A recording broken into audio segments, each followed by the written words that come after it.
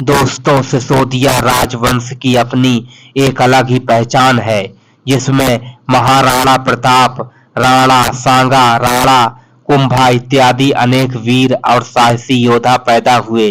सिसोदिया राजपूत सूर्यवंशी राजवंश से संबंधित है, जिसने राजस्थान के मेवाड़ क्षेत्र पर शासन किया था। यह गुहिल राजवंश की एक शाखा है और इसका नाम सिसोदा गांव से लिया गया है। यहाँ इस वंश के एक पूर्वज रहने आए थे। सिसोदिया वंश का कोई एक निश्चित और सर्वमान्य चिन्ह नहीं है। सिसोदिया शासकों ने भाला को एक महत्वपूर्ण प्रतीक के रूप में प्रयोग किया, जो उनके जागीरदारों द्वारा दिए जाने वाले अनुदानों में उनके हस्ताक्षर के ऊपर अंकित होता था। सिसोदिया वंश की कुलदेवी वाण माता है, जिनका मंदिर चित्तौड़गढ़ किला में स्थित है। राणा हमीर सिंह ने चित्तौड़ पर अधिकार करके इस वंश की स्थापना की। राणा हमीर सिंह के बाद राणा कुंभा, राणा सांगा और महाराणा प्रताप जैसे महान शासक हुए। सिसोदिया राजपूत राजस्थान के सूर्यवंशी क्षत्रिय राजपूत हैं, जो मेवाड़ राज्य पर शासन करते थे।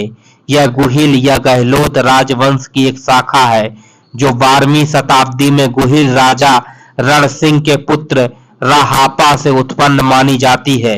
1303 ईस्वी में चित्तौड़ के पतन के बाद गुहिल वंश की प्रमुख शाखा का पतन हो गया और सन 1326 ईस्वी में सिसोदिया वंश के राणा हमीर ने चित्तौड़ पर पुनः कब्जा कर लिया और सिसोदिया राजवंश की नींव रखी। महाराणा हमीर महाराणा की उपाधि का प्रयोग करके वाले पहले शासक थे। उनके वंशज सिसोदिया कहलाए। सिसोदिया राजपूतों के इतिहास की एक रोचक शौर्य गाथा है। इस वंश के लोग वर्तमान में राजस्थान के मेवाड़ क्षेत्र में निवास करते हैं और इनका सबसे प्रसिद्ध किला चित्तौड़गढ़ है। सिसोदिया वंश का नाम सिसोड़ा गांव से पड़ा, जो वर्तमान में राजमंद जिले में स्थित है। यहाँ से आकर उनके पूर्वजों ने राज्य किया और इस वंश की नींव रखी। सिसोदिया राजवंश के प्रथम शासक राहापा थे, जो गहलोत वंश के राजा रण सिंह के बेटे थे। उनका नेतृत्व इतना मजबूत था कि उन्होंने अपने राज्य को कई बार खतरे से उबारा। अलाउद्दीन खिलजी ने 1303 ईस्वी में चित्तौड़गढ़ किले पर हमला किया।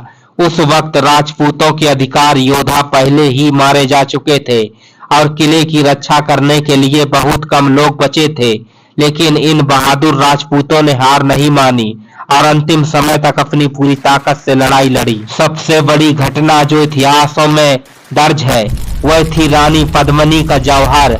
यह एक ऐसी घटना थी जो राजपूतों की वीरता और साहस को दर्शाती है, लेकिन इस बुरे दौर में एक उम्मीद की किरण थी। राणा हमीर, उन्होंने सिसोदिया राजपूतों के वंश को फिर से आगे बढ़ाया और चित्तौड़गढ़ को 16 साल बाद जीत लिया और सिसोदिया वंश ने अपने अस्तित्व को फिर से कायम किया।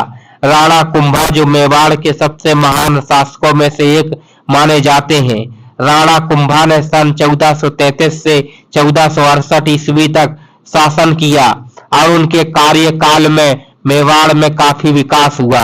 उन्होंने किलों का निर्माण करवाया और उनके द्वारा बनवाए गए कुंभलगढ़ किला और चित्तौड़गढ़ किला आज भी भारत के सबसे मजबूत किलों में माने जाते हैं। कुंभा की विजय ने मेवाड़ को एक शक्तिशाली साम्राज्य बना दिया था।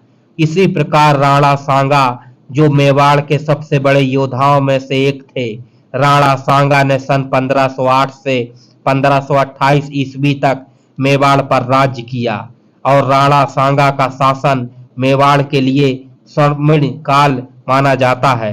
उनका नाम भारतीय इतिहास में इसलिए प्रसिद्ध है क्योंकि उन्होंने कई मुस्लिम शासकों से युद्ध किया, जिसमें दिल्ली, गुजरात और मालवा के सुल्तानों से युद्ध किया।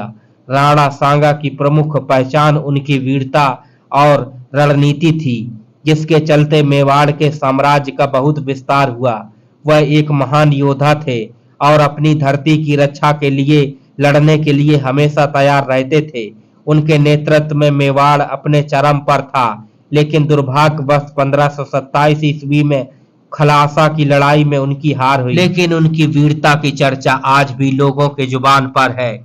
अगर हम सिसोदिया राजपूतों की बात करें तो महाराणा प्रताप का नाम सबसे पहले आता है। उनका जीवन किसी भी राजपूत के लिए प्रेरणा का स्रोत रहा है। महाराणा प्रताप का नाम उनके लोगों के लिए खास है जो स्वतंत्रता की कीमत समझते हैं। 1572 ईस्वी में महाराणा प्रताप ने अकबर के खिलाफ युद्ध छेड़ा और हल्दी घाटी की लड़ाई में अपनी वीरता का परिचय दिया। हालांकि वह युद्ध हार गए, लेकिन उनकी वीरता और आत्मसम्मान को कभी कम नहीं आंका जा सकता।